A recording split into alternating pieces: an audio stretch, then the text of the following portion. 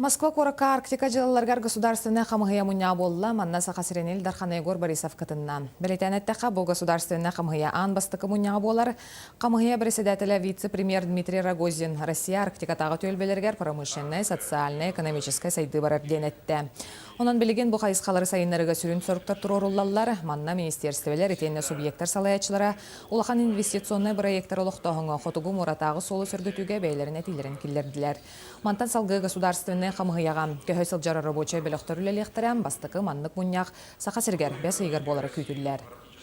Рассмотрены разные темы, начиная от социально-экономического развития Арктики, транспортного обслуживания, обеспечения нормативного в правовом плане, организационного вопроса. И при этом, когда утверждали план работы на 2015 год, то определили, что одно из выездных заседаний Совета пройдет в Якутии. Мы предлагали в свое время ТИКСе, наверняка так и будет, это в середине года, летом.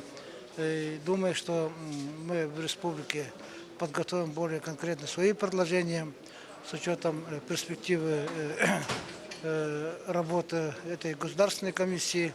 Вопрос создания государственной комиссии давно вынашивался, еще лет 20 назад. Речь шла о создании государственного органа. В последнее время все-таки президентом России эта тема актуализирована. И сегодня уже принято решение, что будет заниматься с более широкими правами и полномочиями эта государственная комиссия.